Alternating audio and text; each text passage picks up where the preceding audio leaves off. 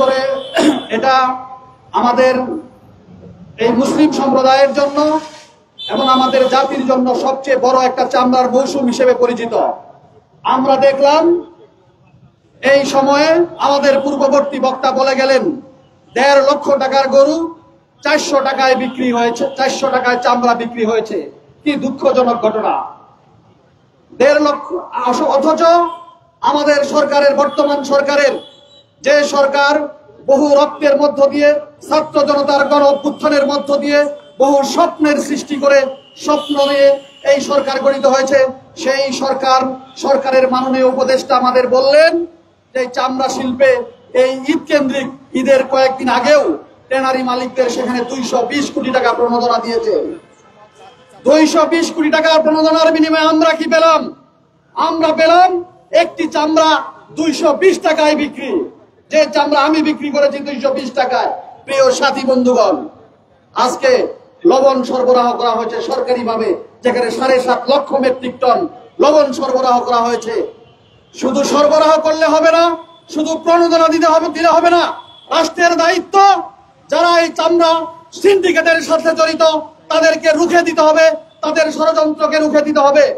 আমাদের মাননীয় উপদেষ্টা, বাণিজ্য উপদেষ্টা বলেছেন যে ১৫ বছরের সিন্ডিকেট অল্প কিছুদিনের মধ্যেই ভাঙা সম্ভব নয়।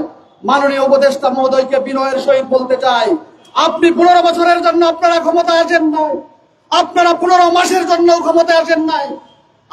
আপনাদের ক্ষমতার কোনো সময়সীমা নাই, কারণ আপনারা নির্বাচিত, ভোটের মাধ্যমে নির্বাচিত সরকার না। আপনাদের এই স্বল্প সময়ের মধ্যে আপনারা আমাদের জনগণেরকে কমিটমেন্ট দিয়ে এসেছেন, স্বল্প সময়ের মধ্যে আপনারা সংস্কার করবেন, জাতিকে একটা পথের দিশা দেখাবেন। প্রিয় বন্ধুগণ, আজকে কি আমরা সেটা পাচ্ছি? সম্পূর্ণ তার উল্টোটা। আজকে সেই ১৫ বছরে যে চামড়ার দাম ছিল, সেই একই দাম এখনো রয়েছে চামড়ার দাম।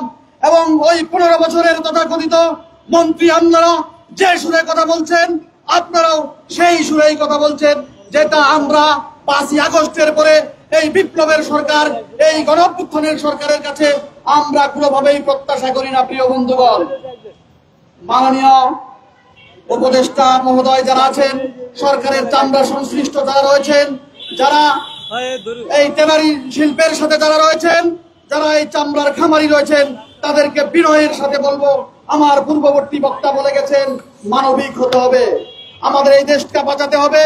আমাদের গার্মেন্টস শিল্পকে ধ্বংস করার ষড়যন্ত্র করা হচ্ছে, আদমজি জুট মিল বন্ধ করা হয়েছে।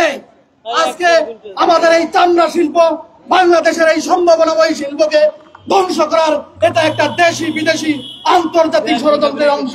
প্রিয় সাথী বন্ধুগণ, আপনারা যদি এই ষড়যন্ত্র রুখতে না পারেন, আপনারা যদি এই ষড়যন্ত্রে রুখতে না পেরে যদি চামড়া শিল্পকে একটা সম্ভাবনার দ্বারে যদি না নিয়ে যেতে পারেন, আমরা বলবো এই চামড়া শিল্পের জন্য বাণিজ্য মন্ত্রণালয় এবং বাণিজ্য মন্ত্রণালয়ের সাথে সংশ্লিষ্ট চামড়া গবেষণা কেন্দ্র যারা আছে, আপনারা সবাই পদত্যাগ করুন। প্রিয় সাথী বন্ধুগণ, বিনয়ের সাথে বলতে চাই, মাননীয় উপদেষ্টা, আপনাদের সময় কম, এই কম সময়ের মধ্যে প্রতিটা অর্গানে যেরকম সংস্কার করবেন, আমাদের শিল্প ব্যবস্থাপনা, আমাদের রাষ্ট্র ব্যবস্থাপনা, আমাদের চামড়া শিল্প ব্যবস্থাপনা করে সংস্কার করে এই চামড়া খাতকে, এই চামড়া শিল্পকে একটা বাংলাদেশের একটা উল্লেখযোগ্য রপ্তানি আয়ের শীর্ষস্থানে পৌঁছে দেওয়ার দায়িত্ব নেবেন। এই প্রত্যাশা ব্যক্ত করে সকলকে ধন্যবাদ জানিয়ে আমার বক্তব্য শেষ করছি। আল্লাহ হাফেজ। বাংলাদেশ জিন্দাবাদ। জাতীয় ভোক্তা অধিকার সংরক্ষণ পরিষদ জিন্দাবাদ। Immigration to Canada. We provide the best quality service and solution for Canada immigration. Please visit our website and contact for details.